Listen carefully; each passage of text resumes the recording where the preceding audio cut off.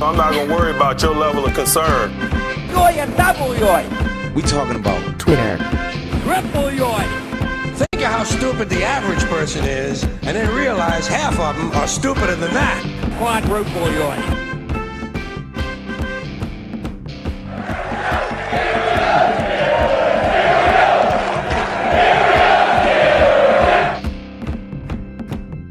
I believe in the United States of America, and I believe in the Pittsburgh Steelers. Mike Tomlin's got to be in Coach of the Year conversation. Who's coaching this ball club? Mike T. We mock ourselves. All right. You guys demanded it. Well, I don't know if it was a demand, but you said no. Kill the music. Kill the music. You said the show must go on, so the show is going on. We're still figuring out the best technical situation. This is not it. So this is the blue tent, perhaps. Yeah, this is the Archibong of the Whatchins talking about Steel Curtain era. The practice squad. It's Whatchins talking about the conversation about the Steelers' social media conversation, exposing all your hot and toxic takes. And in a season where, as special as this one, the show had to go on. That's right. For the umpteenth time, I was like, this is it. This is time to quit. But no. The comments and emails came in. I appreciate all the comments and emails, the tweets. People reached out. It was a chorus of true Yinzers. I want to give a thanks to everyone, including Drew Shenick, Manish Matau, Lucas Holsopple, Dale Pink, Bryce Jennings, Kevin Walton, Paul Mollier, Kenneth McNair, E. Hayes, Steelers Nation Australia, Matthew Baum, Victor Castanon, True Chat, True, not Twitch. What's the Slack? Oh, True Slack Hero, Victor Castanon, Eric Oth, Sean Pittman, Dan Schmidt, big help there. Mr. X, Kevin Brown, Bagels and Bong Rips, Dan Hendrick, Paul PM Talker, and many more, and many more, and some more. If I forgot to give you a shout out, it's just because I've been applying to a lot of jobs lately. So hey, that's great. No, you should. No, I'll personally shout out Diane Carney and Nico Cafardi. Nico, of course. Yeah, and Aunt Diane, yes. Of course. Yeah. Yes, each of them. It's sometimes it's easy for you and me to forget that people actually listen to this. That people really do watch this. They really, really do. You really like me. You really, really like me. I did walk into that. Yes. Although people had comments, people wanted more. They wanted more shows. So I tried to do a after the game recap. Maybe we'll do more of those. I watched that. That was great. Let me know. I'll jump in it too. I couldn't this past Sunday. I had to run to a thing. But yes, that was fantastic. All right, maybe we'll try Thursday. Who knows? We'll see. Maybe those are only winning. Maybe only on wins. Yeah. Maybe when they lose, I don't know if that's the spot for us. If we're starting this up, perhaps we don't have to do that. We will play it as we go. And maybe we'll find a new home. Who knows? Eventually, or maybe we'll head to the backyard whenever I get. We'll be where our feet are, or whatever it was that Boswell said the other day. Yeah. All right. Enough caucus. Let's get into these hot and toxic takes. Starting with. There we go. I heard that. All right. The take starts with at Mark Madden X, evil genius Mark Madden. Besides the win, I don't have much good to take away from this game. How about Yins? Besides the win, what else is there to be happy about? Besides the win against the Baltimore Ravens with the AFC conference or division lead on the line, but besides that, What else is there to take away from this game? Anything? I would kind of go with the defense stopped the league's best offense by almost every major statistic. The special teams dominating what had been maybe the league's best special teams over the course of the last decade, and absolutely crushing time of possession by having the ball a whole extra quarter than the other team. But other than that, not a whole lot could happen. No. Yeah, but how else was the play, Mrs. Lincoln? Right? Yeah, it's Close enough. Yeah. This wasn't World War I, Madden. It wasn't like, we thoughts and prayers. We lost so much in this victory. No, this was worth what we sacrificed. Yeah, this was the most defining win of the season so far. Yes, and it would have been the defining win in many other seasons too, particularly the last several. Yeah. It's Ravens. What else? We knew it was going to come down to the fourth. We knew it was, not going to be pretty. Oh, Madden. I think a lot of people talked themselves into it was going to be pretty. I think a lot of people talked themselves into an offensive shootout, running up and down the field, 300-yard passers. I think people talked themselves into that pretty good. Yeah, no one in any of the score predictions had anything less than like 30-28 or something like that. All right. But that's just the first take. I'm already exhausted. Let's move on. At Matthew_Sean96, Matthew Sean. The Steelers are 8-2 and in first place, but I don't know how you can walk away from that game thinking it was an impressive win. Not going to beat KC or Buffalo playing like that. Russ will have to turn things around quickly on a short week. Not going to beat Buffalo or KC. We just beat Baltimore. Baltimore is better than, or just as good as Buffalo or KC. Right. And I am not going through this person's feed, nor would I ever recommend anyone else would. But boy, there were a lot of people that after they beat the Falcons in week 1 said there's no way the Steelers could beat Kansas City, Baltimore, or Buffalo playing like this. And Atlanta has turned out to be a pretty decent team. I don't know. Right. Atlanta has. Denver has. Absolutely. Yes. The Chargers. It's nothing you can think of it as an impressive win. Anytime you beat the Ravens, it's an impressive win. For the division lead. Right. We love Steeler Nation. Yeah. Love them. Okay. Let's, is anyone appreciating this win? Mm-hmm. At RG3, Robert Griffin III, the Pittsburgh Steelers are legit contenders with a future Hall of Fame quarterback in Russell Wilson and Mike Tomlin coaching them. Dang, I remember when they said I was crazy for saying that all offseason. Now everyone's seeing it and saying it. The bandwagon is open now for the Steelers, right? I don't know if anyone, or is everyone saying we're legit contenders now? Are we finally in that conversation? I think for a lot of the more sensible people, the Steelers have finally become a legit contender since you beat another legit contender. I was struck by the fact that the person with the first positive take is the former longtime Raven. Yeah, that's true, right? Yeah. I mean, that's the guy who has the good take. Is the guy that's played in many of these games. We can't verify that that's true, but it certainly sounds No, true. we can verify. He was a Raven verify. and okay. Yeah. RG3 is the biggest Steeler defender, I guess, of the week. Let's how about that? Where's Flacco next? Okay. Ray Lewis. One of my favorite tweets at Stats Guy Daniel Valente. Steelers are a perfect 5-0 against above 500 teams, yet other teams with a current winning record are 25-30 versus teams with a winning record. Steelers have allowed an NFL best 13.8 points per game versus teams that currently have a winning record. Usually we hear the narrative, Steelers play down to losing teams, and even though we've debunked that in past weeks, but now the inverse or converse is true.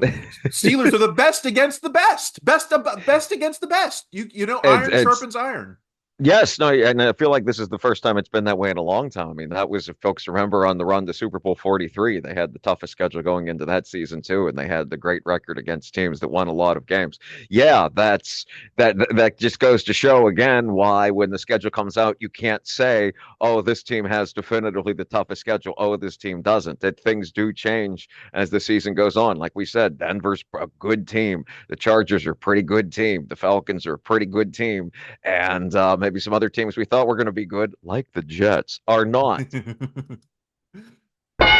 Jets was a lot of people's Super Bowl prediction, Super Bowl winner. 100%. It's almost like you can't listen to these people. Okay, let's see if there's anything. Oh, wait, no, we've got one more. A bit I knew wings. this was coming. It's okay. Let's at Kevin Cole from PFF. Of PFF. Steelers are on a run of luckier results since Russell Wilson took over as a starter. 3 of the 4 wins were losses if you go by my adjusted scores.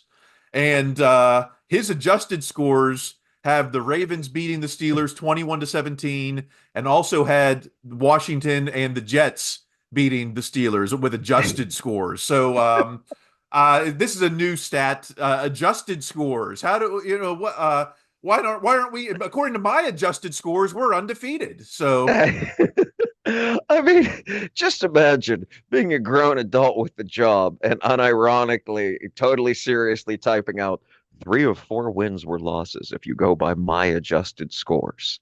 Like, you should just be ashamed and embarrassed simply to type that out. I mean, if you want to say that the Ravens game was a close game and the Commanders game were a close game, and if this play doesn't go that way or this other one does, the other team wins. Okay, I find that a little ridiculous, but that's at least something a human being can say. To say that by the adjusted score they should have lost to the Jets, a team that they dominated throughout the second half and won by many, many points, that's where it kind of gets into, like, if you're trolling for clicks, you've kind of taken the bit too far.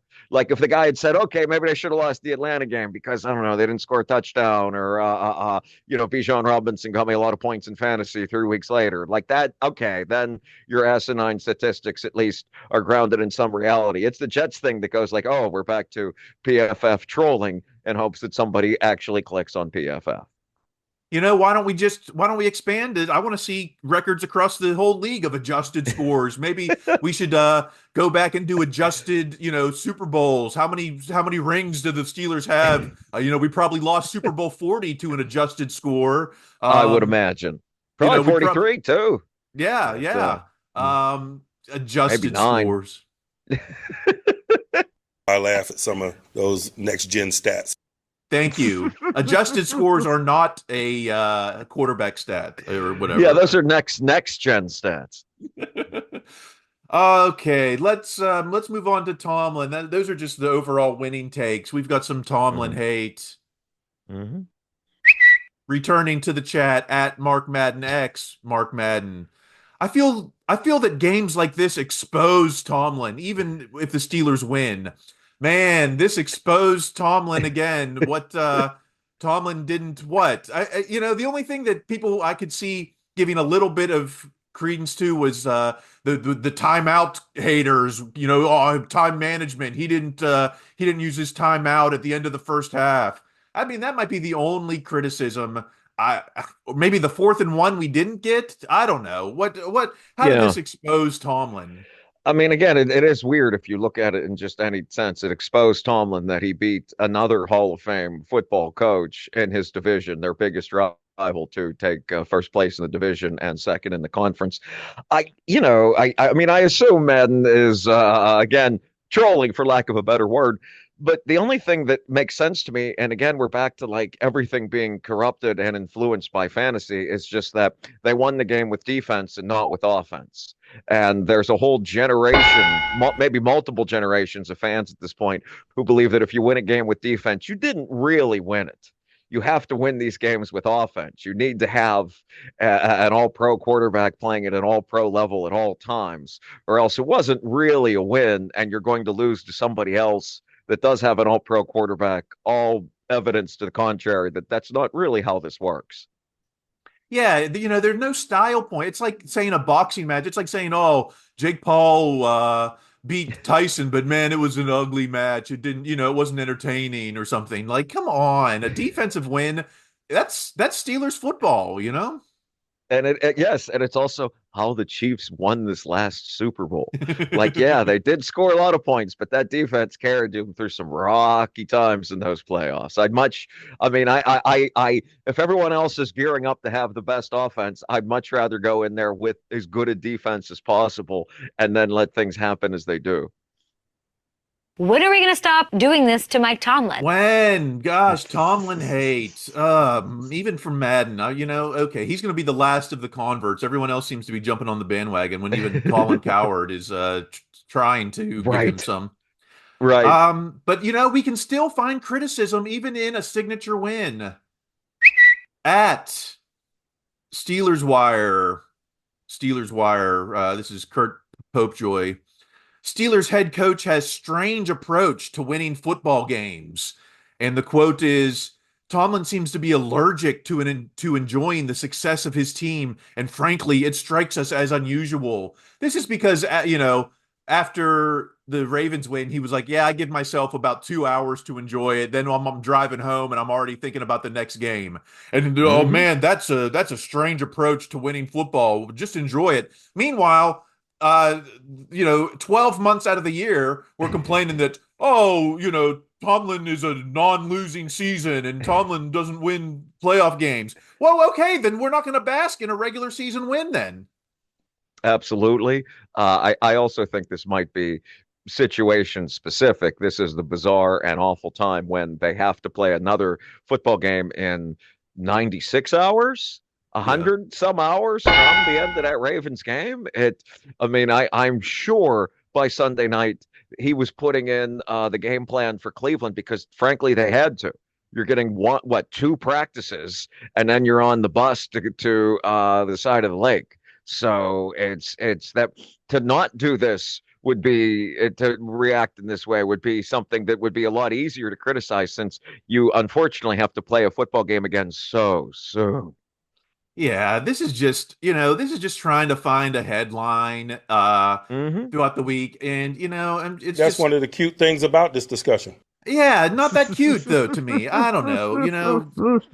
Kurt Popejoy. And that's like Steelers Wire is, I think, affiliated with USA Today. So I'm just like, come on. Why are we trying to we're bending over backwards. It's like we're pushing Russ's sled just to try to make a headline here. If you made a criticism, the offense wasn't that good, that would be far more legit than, does the coach enjoy the wins enough? Yeah, but then blast him when it's another non-losing season, or blast him when they say, "Oh, they don't look prepared at the beginning." Like that would be where the criticism would come from someone that doesn't react in this way. Let's get the national take. They, everyone outside of the 412 is a Tomlin fan. That's right.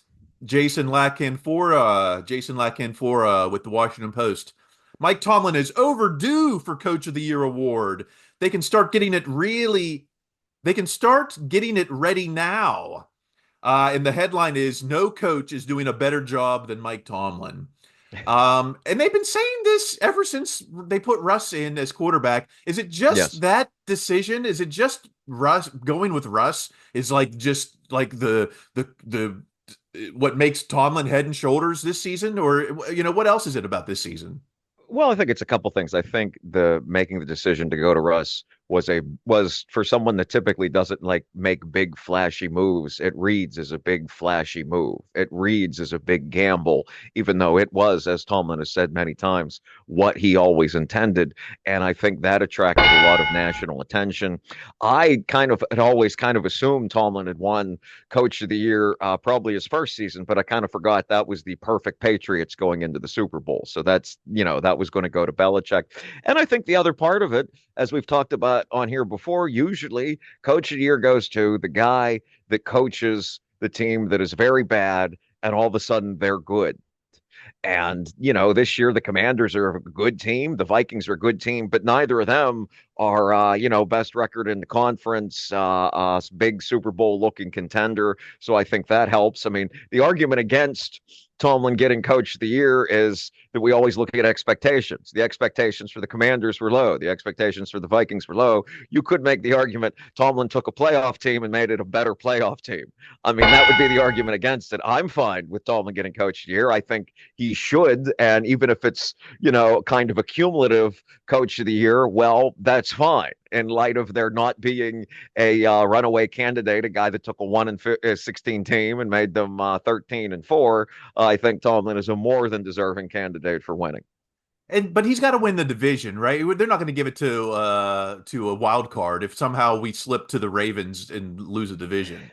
Yeah, I mean, I think that's right, especially because, the Commanders are probably going to win their division. I mean, it's, you know what I mean? I do kind of see it as like a 2 or 3 horse race at this point. Tomlin versus the Commanders guy, the Vikings guy, and maybe the Cardinals guy. I have no idea what's going on in the NFC West, but yeah, I think you probably have to win the division to get coach of the year, which he'll also forget after 2 hours. Yeah, exactly. Yeah. Oh, coach of the year isn't a Steelers stat, This might be let's go to at Stats Guy Daniel. We're back to Daniel Valente. Mm-hmm. Mike Tomlin has a .333 winning percentage, 5-10 in games where the Steelers score 0 touchdowns since 2007. That includes the playoffs. The rest of the NFL has a .070 winning percentage when they don't score a touchdown. This is the greatest Tomlin stat of all time. Well, I still think no losing seasons is the greatest Tomlin stat, but this is up there.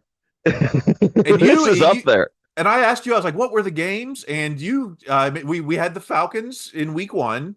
Falcons in week 1. The Chiefs playoff game, the last time we won a playoff game. The Chiefs playoff game. I think the one, the game, I want to say it was Tomlin's first or second year where they played in a monsoon basically in Pittsburgh. Joey Porter comes back as a Dolphin, sacks Ben. It's always remembered for the game where the punt just stopped in the mud. That's a lasting image from that game. I want to say the score was 6-3. So that's 4 of them. I'm missing the 5th. Gentle listeners and viewers out there, if you'd like to tell us what that is, feel free to do so. But that's 4 of them right there, and the fact that we can remember them shows just how memorable they are.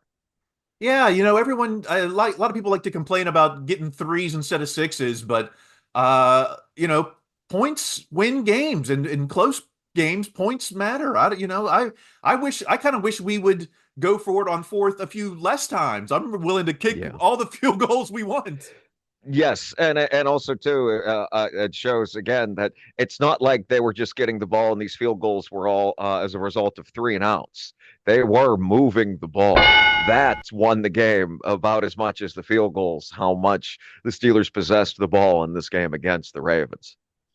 This is evidence of true coaching, I think. Let's go to at SSN_Steelers, sideline Steelers.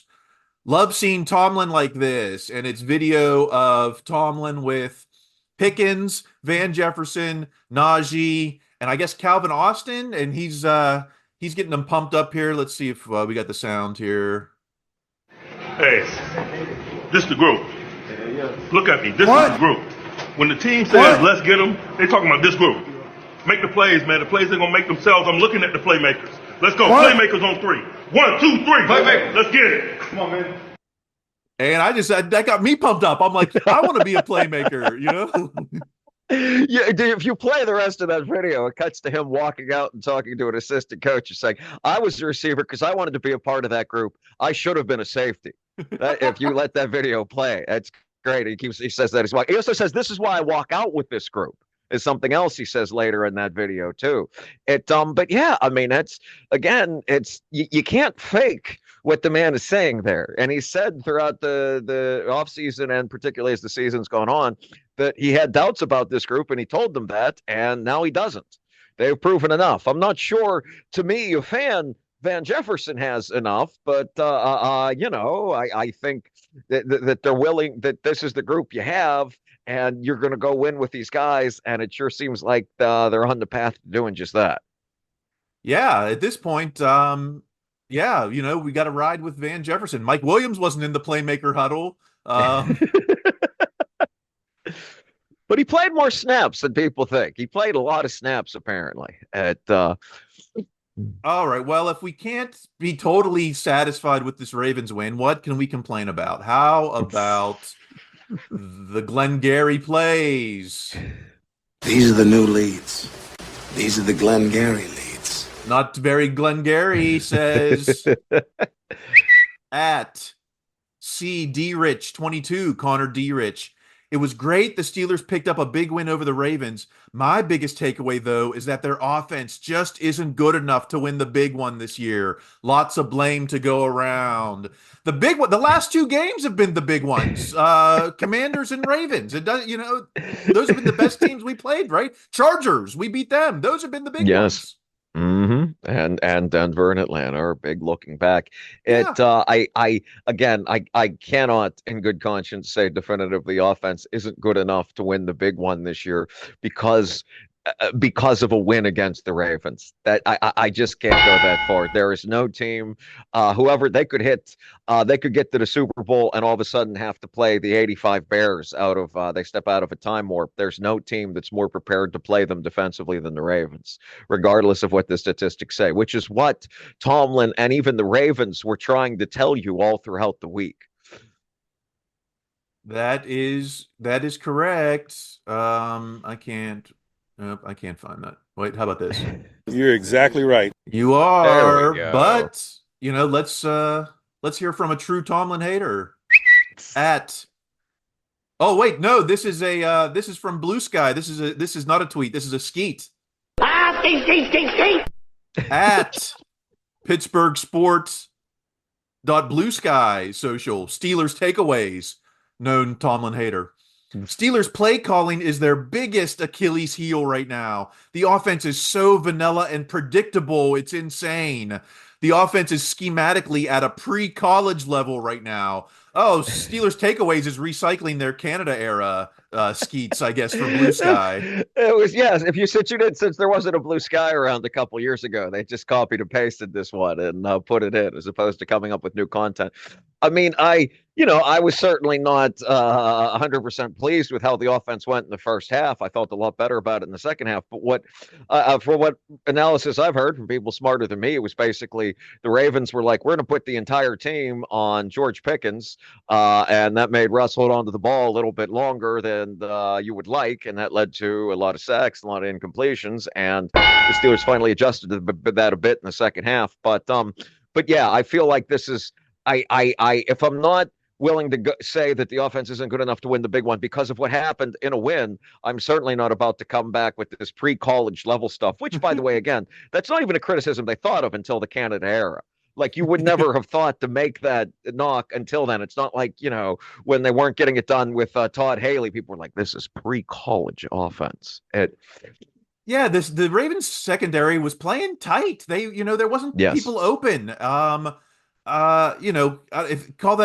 it up to scheme, but give me a break. And they have, I know their pass defense isn't that good, but they have stars at every level. I kind of thought about, and I sort of mentioned this to you, I think, when I saw you, was that this Ravens pass defense is kind of like that one year, a few years back, when the Steelers had the worst rush defense. Like, teams were running all over them. But if you were as a fan, were told, like, hey, TJ Watt and Cam Hayward are out there, well, they're probably going to play a good game sooner or later. Like, they might be able to shut someone down. And I think maybe that's what happened here. No one's brought up the point. Maybe the Ravens defense played the game of their lives. Yeah. Like, no one's tried that take just yet. And it's something I've been thinking about. Oh, yeah. Whenever the next time the Ravens win, it's going to be like, big Ravens bounce back. Back on track. Yeah. Okay, whatever. You guys are out of your minds. Steeler fans. You are out of your freaking minds. Let's, but there is room for improvement. Let's go to, at Brooke Pryor. Steelers ranked 30th in red zone scoring this year, recording touchdowns on just 44.4% of trips. In the last 3 weeks, the rate is the second worst in the league at 25%. The only team with a lower TD scoring percentage, Cleveland. All right. So yeah, red zone can improve, but that's what the field goals are for. Well, also too, they've had a lot of trips to the red zone, which again is a significant portion of why they won this game. I mean, I don't think the solution is entirely let's trot Justin Fields out there only when we get the ball at like the 19, but I imagine we will see a bit more of Mr. Fields in some of these scenarios, even if it's just to like hand off to Najee, just to kind of try and get you thinking about something different. But it does seem, it's almost like the Penguins power play. Like you got Freiermuth and you got Washington and you got George, and between these three guys, you can't quite figure it out in the red zone. Like I can see it frustrating people. That makes sense to me. How about at Carney Media, Trey Carney? Short week for the Steelers. The offense needs to figure it out, or this could be a game they drop. We saw a sneak peek of the Fields package. Maybe we see more of that in the red zone. First off, offense needs to figure it out. Or if they don't, what if we play the same type of game as the Ravens this week? I'll take that. If it's another 16-15 or whatever game in Cleveland, it's like, okay, sure, I'll take it, whatever. In the snow at night and all the wind coming off of one of the Great Lakes. I mean, I'm not alone in this, and I don't think of myself as a terribly negative fan, but when the schedule came out in April, I looked at this game and I said, that's a loss. Just because it's Thursday night on the road. I don't bet on sports and I don't recommend others do it. But if you do, the safest bet in all the sports is the home team on Thursday night football. It's something like 62% of the time. It's regardless of whether it's straight up against the spread. It is the safest bet you can make. So I just saw it as a loss anyway. If they win this game, I'll be as much, if not more impressed with than the win they had against the Ravens. The stat here, I've got the, especially in the AFC North, it is even more treacherous. If I can just find it here. The AFC North, on the road on Thursday night, 6-25. That is so much lower than I was just going by all teams, that 62% stuff. But man, oh man, that's even worse. Yeah. Wow, 6-25. Off the top of my head, I can't remember the Steelers winning an AFC North division game on the road since we started this horrific Thursday night football nonsense. Steelers are 2-8 on the road. Thursday night. Is that in conference or I don't know. This is from Fantaskippy, Jeffrey Benedict. Okay. So but I mean, I can't think of a division win. I can think of a loss in Baltimore. I can think of the losses with both Mitch and Mason in Cleveland. But yeah, anyway, the fact that us two knowledgeable fans cannot think of a division win on the road on Thursday night football off the top of our head shows just how futile this usually is. I'm not overly concerned about all that little cute minutia. Just get the win, baby. Just win. There's got to be some positive out of this offense, and it comes from at Carter Critiques, Christopher Carter. After the game, Patrick Queen credited the Steelers offense with winning time of possession to give the defense time to recover. Pittsburgh 36 minutes, 22 seconds. Baltimore 23-38. That's probably 2 more Baltimore possessions and the loss. If it had happened last season, yes. Yeah, I mean, it's been a couple weeks since we dominated time of possession, but that was the story in September, and hopefully going full on. We'll talk about defense later, but the best Steelers teams, the defense has gotten even stingier in hell-raising season, and so that's going to be but time of possession though is credited to the offense. So if we keep that up, and I don't see why not, then maybe the defense will even get better with less playing time. Well, 100%. Well, also too, this stat right here, Pittsburgh has the ball 36 minutes, the other team 23. That is the kind of offense that beats the Chiefs and the Bills. In fact, it's maybe the only kind of offense that does. You are correct, sir. Okay. Well, all right. Soundbite. Fine. You are correct. All right. Let's Mm-hmm.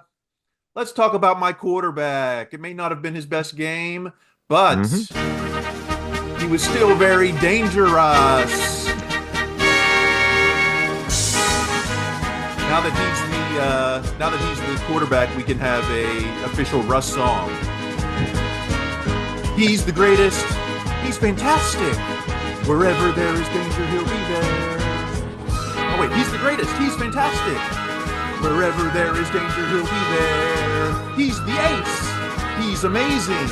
He's the strongest. He's the quickest. He's the best. Dangerous. Dangerous. Okay, whatever. The song's not working. Okay. Hey, I thought it was great. I was enjoying it on the other end here.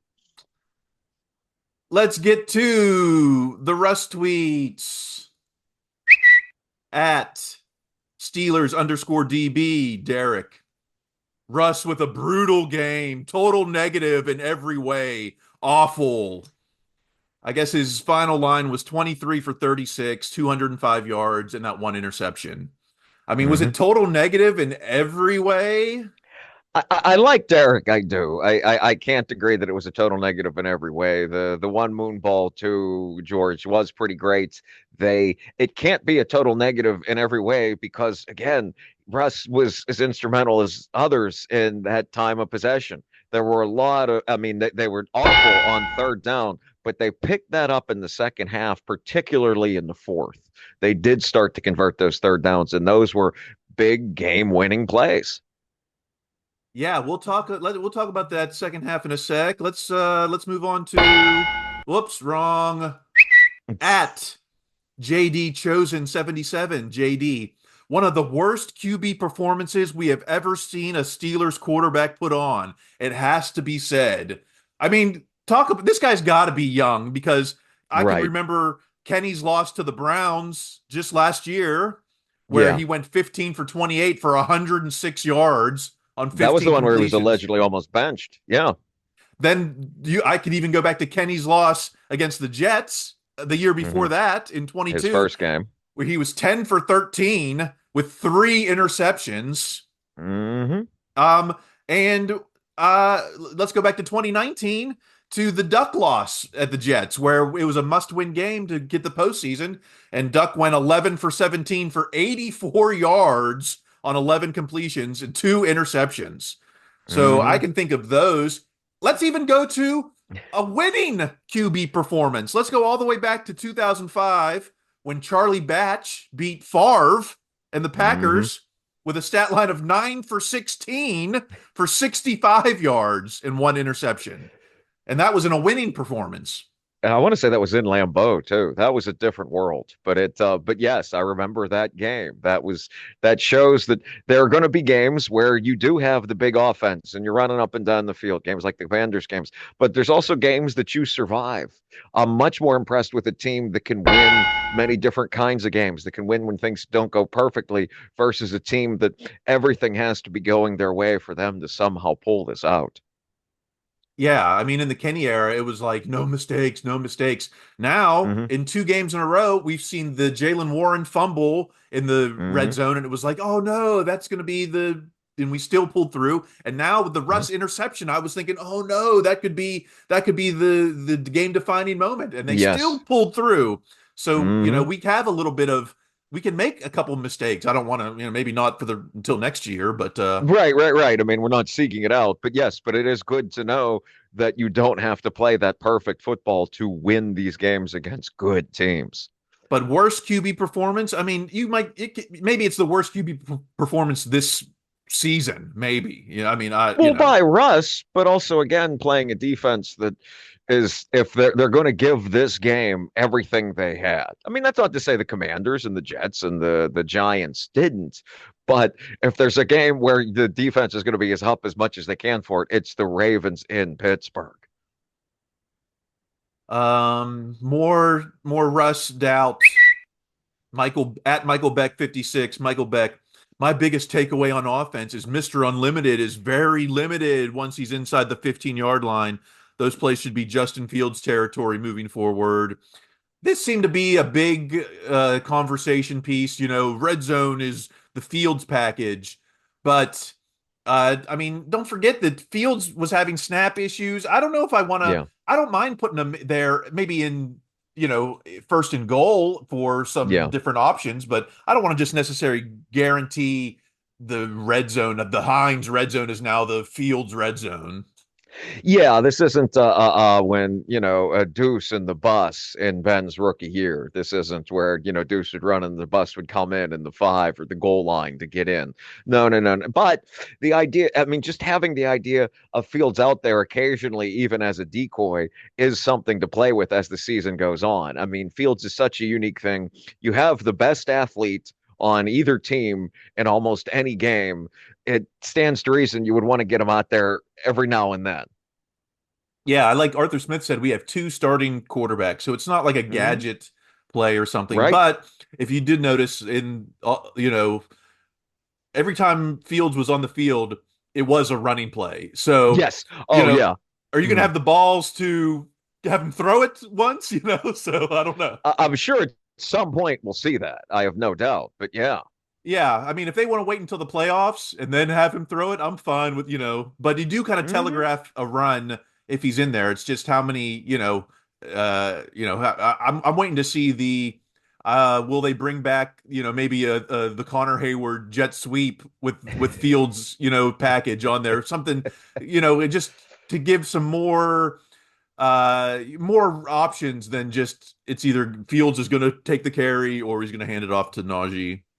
Absolutely. Again, give them. I'm fine with doing it to give a team more looks, and I'm also fine with, boy, if you're ever going to mess around with that kind of stuff, do it when you have a game on Thursday night where everyone just played 4 days ago and they're beat up. You have a unique advantage. Use it in this game. If you wanted to bring in Fields to be in the red zone for this game, do it more than other games. I'm 100% on board with that just because this is so bizarre. I'll say the same thing about Christmas, too, when that rolls around.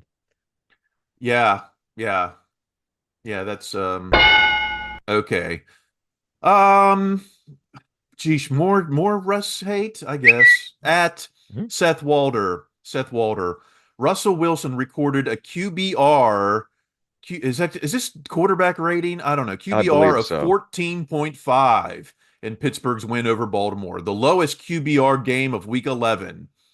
Yeah, that's a pretty damning stat. But like you said before, man, second half was not horrible. I mean, in the third, Right. Russ was 6 for 7 for 82 yards. Now they were 0-2 on third down, but I think Jaylen Warren just came up short on one of those. And then in the fourth quarter, Russ was 5 for 9 for 49, but that included those 2 middle of the field passes to Washington. Right.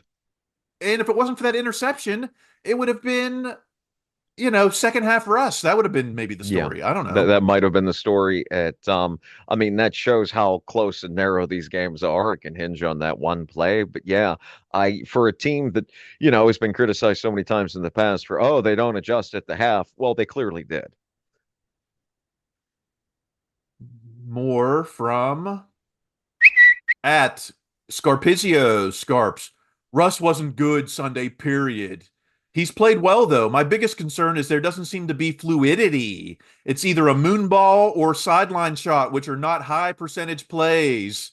This is what he does, though. I wonder if they can open up middle of the field. First off, I thought we loved the moon ball. We were celebrating moon ball. Now all of a sudden it's detrimental to the team. Well, they did miss a lot of moon balls on Sunday. There were a lot of moon balls fell incomplete. I mean, how much of that was Austin and Jefferson not being aware or ready for or prepared for it? But they only got the one real moon ball on Sunday, so I can see that criticism. And then I wonder how they can open up the middle of the field. Well, we saw it twice with Darnell Washington. And then I think we saw it with, I don't know if this is considered middle of the field, but a check down to Jaylen Warren. I think that was successful, especially in the fourth. So, yes, no, I was just going to say the way they can open up the middle of the field with Russ is inexplicably make Russ taller. Russ was never a middle of the field guy. He's short compared to other NFL players and quarterbacks. You can even see that in those like hype videos that he puts out. Whenever you see him like with the other guys, he's noticeably shorter, and apparently that greatly affects the middle of the field, which makes sense because it would be hard to see those guys there. It is a pebble in my shoe. Maybe put some more pebbles in the shoe. Give him a little bit bigger of an advantage there. Is there? I mean, is there anything? There must be NFL rules. Like, what if he put on boots or something that gave him another? There has to be something. I mean, I remember you couldn't write, initials on your shoes, or you would get fined. I imagine dudes are checking those shoes pretty closely. Those cleats. I imagine that is regulated down to the millimeter. Final thing on Russ at Steeler Nation. ESPN reports Pittsburgh is the most likely landing spot for Daniel Jones in 2025.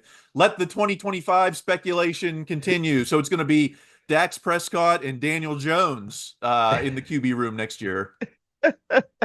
Well, I think I would imagine that the idea is that Daniel's not replacing Russ. He's replacing Fields, maybe, if someone throws franchise starting quarterback money at Fields. But what I will say, and I'm not speculating about Daniel Jones one way or the other, but we heard before Tomlin drafted Kenny, and even before they signed Mitch, that Tomlin liked the idea of having an experienced quarterback. And now, for the first time since Ben, he has a really experienced quarterback, and it's going better than it ever has. So my guess is, as long as Tomlin is the coach of this team, there's going to be at least one quarterback on this staff that is a proven winner, that has a big resume of winning a lot of games. I bet that's the way it goes as long as Tomlin is here. Where are you on extension at this point? Are you any closer to a Russ? Yeah, he beat the Ravens and he beat the other three teams. I'm getting closer. With each win, I'm more closer. I'm fine with it. I think they are going to extend Russ at this point, kind of regardless of what happens, because I imagine if it goes awry from here, there'll be a very clear reason for doing so, whether it was injuries or something else, or even, this bizarre schedule could still hurt them. I mean, I know this team is playing well, but that, 3 games in 10 days, twice, or whatever nonsense they're on, that can be as harmful for this team as anything else. I mean, hopefully it's not, but geez, my guess is at this point, Russ gets extended. All right, let's move on to receivers. Why didn't he pick him up and put him down? Yeah, they're picking. Well, I guess not this week. They didn't pick it up and put it down, but we're getting there. Let's start with at Jack_Sperry. Jack Sperry, your favorite YouTuber. What say you? If Darnell Washington plays the ball and jumps to get this, is it a TD? I kind of think yes. We're talking about the interception. Yeah. And people were either people were saying Russ blew it with that throw, or people were saying, oh, Washington didn't give him a chance. I looked at the play maybe a dozen times, and it was kind of a moon ball. It was a mini moon ball. I don't know if Washington, plus he was facing Russ and moving backwards. I don't know if he could have gotten a big jump on that one. I don't know if he could have gotten a big jump. There's so many things that go into a play like this. I don't know, was Darnell in the right place? I tend to think, if you see him jump, if he jumps, I would think maybe he makes it more difficult for Humphrey to make the interception, if nothing else, just because his hands and body blot out the sun and make it more difficult for Humphrey to see the ball. But it's Washington is a genuinely enormous human being, but I think he'd have to be even taller to make a play on that versus just maybe making the interception more of a challenge. Yeah, I can't. I'm not going to blame him on that. It was just I don't know. It was just, I guess, maybe above the neck bad decision. Yeah, and Russ owned it afterwards. He certainly implied that. Yeah, we seen Ben do it too. Whatever. At Mazursky 8895 Baku, Mike Williams snaps on Sunday 9. Van Jefferson snaps on Sunday 32. What are we doing here, man? I don't have the stat here, but how about the Ben? Who's the other wide receiver? Oh, Skowronek. I don't Skowronek. I don't know how to Skowronek. I properly think he pronounce had it. Yeah. more snaps out there maybe than Mike Williams. Yes, and they were using him a lot to block. I mean, I thought there'd be more of Mike Williams, even if it was just Mike Williams running deep to make another guy run deep with him and get him away from the line. And I thought there'd be more of that than there was. I mean, I can see it being still a bit of a challenge. It's only this guy's second week, but if there was ever a time to work in the new guy, it's the guy that should maybe be a little more rested and prepared coming into a Thursday night. Yeah. Let's first get him into the inspirational huddle with Tomlin before the game. He should be one of the playmakers before he gets to be a playmaker. That is a good point. He was only in that game-winning situation in Washington because or against Washington because Austin was hurt, right? So right. Austin got dinged up. Yeah, Thursday's a great chance for Mike Williams, maybe. Who knows? Okay. Let's talk O-line briefly. It's good to see the big boy. One thing here from at the 33rd team, FB, the 33rd team. These rookie O-line might as well be bodyguards, and the stat is rookie offensive line with the least pressures allowed. And you would think, well, it's that first-round guy that we drafted. No, it's not. It's number one is Frazier, number one among rookie linemen, and then number 6 we got McCormick. So wow. My big fear coming into this season was going to be the offensive line, and that was before our first round pick was hurt. So, right, at least for the future, O-line looks to be a big strength. If we got Fautanu coming back, and if I guess Broderick Jones regains some form. Right, and keeps getting better. I just read an article today. The some guy wrote on NFL.com. Potential 4 candidates for offensive rookie of the year and defensive rookie of the year. His offensive rookie of the year candidates were the 3 quarterbacks and Frazier, and he was like, "I may take a lot of guff for this, but no one's playing better. All the guys taken ahead of him aren't. It's not going to go to an offensive lineman, but this guy deserves to be in the conversation, and that's really something, and that shows just how much he's played. But McCormick's even more of a revelation. I mean, a 4th-round pick that was, the team was supposed to be in so much trouble at guard after Daniels went down. And sure enough, here we are. He's played great and looks very good for the future. I mean, that's, this is a big con win here. And Meyer. So this is probably it for Daniels. Is that safe to say? Pittsburgh. Or yeah, I mean, it's that's most likely. Yeah, I mean, you could pay a guy a bunch of money who's coming off a season-ending injury, or you have a 4th-round draft pick coming into a second season who's played very well. I mean, there's tough decisions that fortunately you and I do not need to make. Save that money for Dan Moore. Okay, let's move on to defense. At Mark Cabali. Steelers defense this good, or is Lamar this bad against the Steelers? Yes. Yes, right. Every time that the Steelers play Lamar Jackson, it takes some of Lamar's mistakes to that contributes to the victory. Yes, it does. And those mistakes, of course, do not happen in a vacuum. And apparently, whenever I put on my TV, they don't happen against other teams. Lamar plays just as well as anyone ever has in this game when he's not playing against the Steelers, but for a lot of different reasons, many of them having to do with discipline, apparently. But the Steelers not giving him the opportunity to run wild. It's remarkable. I keep thinking it can't last forever, but it sure lasted for a while. That is correct. Let's talk Steelers D. At Faribaugh FB, Nick Faribaugh.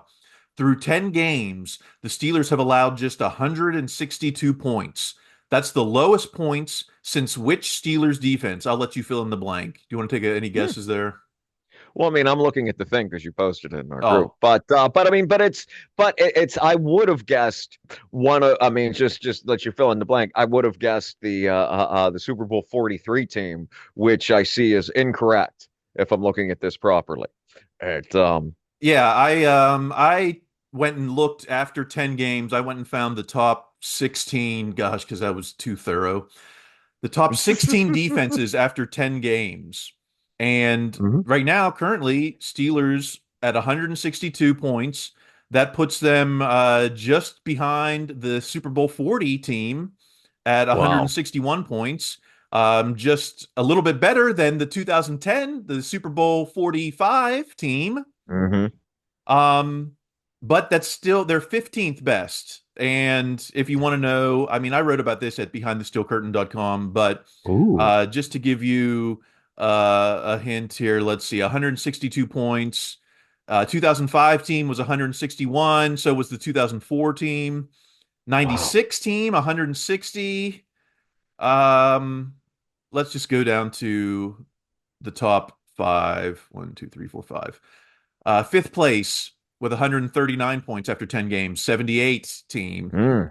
And they finished that team finished 12.2 points per game. So that defense even improved after the last 10 games. That's wild. Number 4, might be surprising. Number 4 is the 2000 defense. They had 119 points at 10 games, averaging 11.9, but they dropped off, giving up averaging 28 points a game in their last. Yeah, that's the one where eventually Fred Taylor set the all-time rushing record against the Steelers. I think he might have set it in 2 games later that season. That was because that was the team, but that defense bottoming out is what led Colbert to drafting Hampton and Kendrell Bell. Yeah, that team ended up not even making the playoffs. That's the only team. That's the only top 16 defense that didn't make the playoffs. The top 3 are 76. That team, of course, didn't win the Super Bowl, but they have averaged 9.86 points per game. And they had 119 after 10 games. Number 2 is 1975. Who had 114 points after 10 games. And that defense actually got worse, finishing with an average of 11.6 points per game. So, and that was the Super Bowl team. And then 2001 is actually the strongest defense after 10 games, allowing only 97 points in 10 games. 9.7 points per game in the first 10 games. But they ended up finishing 3rd overall, averaging 13.3. So there's room for this defense to improve, I guess, point-wise. You know, you could argue that yardage-wise, this defense isn't as good as some of the greats, but all the turnovers, that matters, you know? Yes, and also this team plays in a different era than just about every other defense we've mentioned on this list does. That even includes the 2011 defense to a point. I mean, this isn't the most offensive-driven era in the league's history, but there's still a lot more offense and a lot more rules that favor the offense than there were in many of these eras. We're currently the number 2 defense in the league, so do they have to finish number 1 to be considered an all-time great D? I don't know. No, because we don't remember who was all number 1 in all these stats if they win the whole thing. I mean, you'll notice the Super Bowl 43 team isn't even on here, and yet we still think of that as an all-time great defense because they won, even if, you know, the Larry Fitzgerald ran wild in the 4th quarter. And then Renegade, was this a 2? I was confused. Was this a 2 Renegade game? I'm assuming it was, but I don't know. I know they did an early Renegade. I know that Renegade was very early in the game, typically, which is like at the start of the 4th, right? I initially thought it was the start of the 4th. They came back from commercial, and and they were showing the crowd, and I was like, oh, they did Renegade to start the 4th, because that might be the earliest. And that led to a false start and then a sack. But then they played Renegade on the Ravens' next drive, which that ended with the Wilson INT, although the first play, I think, was Lamar Jackson's 25-yard run, his biggest play of the day or something. Because he's also going to the Hall of Fame, and that and a great player is eventually going to make a great play. Yes. So this might have been. Got to consider that a Renegade win. It ended with the interception. Yeah, I mean, I tend to think again, we judge Renegade by the wins and losses in the game, not necessarily a case by case basis. At least I don't. But yeah, I think this is going to be a win, and I also think this is the rare instance where the plan was to use it multiple times in the game. Against Baltimore, why not? Why not? Yes, yes. What are you saving it for? Okay. I think the band is trying to. Do we have the band? Speaking of Renegade, there it is. And then at halftime they played, I guess, the Ballad of Rocky Blyer. Did you see any of that at all? I did not know that. Whoa. Yeah, Good one for of them. the country artist wrote a song, the Ballad of Rocky Blyer. It was like the ones. Shoot, I didn't put this down. It was like the names you don't know. There was something, and it was basically the point was like, Rocky Blyer, but then there's all these other vets that you don't remember because they weren't Pittsburgh Steelers. Okay, understandable. I don't know. I don't think it was the greatest song. People think that the songs that we've been putting on the show are not necessarily stellar, but gotcha. Better than that, better than the Ballad of Rocky Blyer, I think, personally. I don't know. No songs this week, but once I get my act together, the songs will return. I'm sorry. You may think they're corny, but I don't know. I don't think they are. Whatever. It's unique things. That's what we are. That is 100% true. Unique things are occurring. They're occurring right now. All right. One last thing quickly. At DVE Bill Crawford. Full-blown Comic-Con breaking out at Stage AE. I didn't send you the picture, but it was this group picture of all the people dressed up going to the game, and there was Steelers Pope. I've seen Steelers Pope before. There was Steelers Jesus. I've seen that before. There was like Steelers Batman, Steelers Mandalorian or Boba Fett. I don't know. I'm not. I don't know my Mandalorians. Right? Yeah. Which Mandalorian is or is not a Steelers fan? And then they had the Steelers Ghostbusters. I don't know if they were even if they were Steelers Ghostbusters, but 3 people brought their proton packs to Acrisure.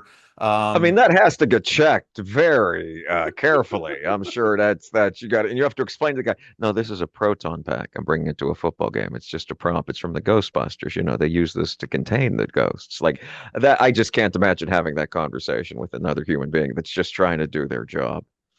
Yeah, just a jersey is fine. I don't know. Do you need to go all out and be And again, it wasn't like this wasn't a Halloween game. This wasn't right around Halloween. It's not like the new movie came out like, oh, it's cold outside. Let's celebrate Ghostbusters Frozen Empire. That's not what was going on here. This is asinine. Like, yeah. And I think it was just a plain old Ghostbuster. I don't think there was anything about it made it Steelers. And so at least put your I don't know, your AB jersey, Ghost of the Steelers. Right, I don't or know have like, B Cower or something on the left breast or something. I don't know. Like, get anything to tie it into the event you're at, not a movie you've seen. Okay, well, that is what we've been talking about. That's what we've been talking about. We're still getting our bearings here. It will come in the next few weeks or so. Or maybe not. Maybe never. Maybe this is just maybe our 8-pound bag is filled. So, but if you want to keep the conversation going, and I appreciate when you do because I like hearing from everyone. So keep reaching out. You can email me at kylechrice@gmail.com or hit me up on TikTok or Twitter. I'm still checking that. I'm on Blue Sky. I'm looking for hot takes on Blue Sky. It's not as easily accessible. Plus, it's not as negative as over there on Twitter. So, but I'm which at is a Kyle blessing. Christ. Are you on Blue Sky yet over there? I'm not. I should. I should. I don't know. We'll see. But I am, unfortunately, on Instagram. You can find me there at Greg Benevent, B as in boy, E-N-E, V as in Victor, E-N-T. We've given away most of our giveaways because I traded some books to get a new laptop. So I appreciate that's going to come in clutch, though. Keep the show going. And but write your reviews. We still need some reviews on iTunes and Spotify or wherever the reviews happen, or subscribe on YouTube still, you know. We'll keep all that going. Yes. Songs might return next week. Who knows? We'll see. Maybe we'll do a post game recap. I don't know. People want more content. They want more. So we'll try to. We will. I was like, I'm about to do less. Nope, we're gonna do more. We're doubling down. That's how things go. All right. Until. At this point, the game might be started. Depending on when you're listening to this, we might already be in. The second half of the Cleveland game. Okay. Until we meet again, keep listening to your coach. Be their best selves. That's going to be required. Stay in school.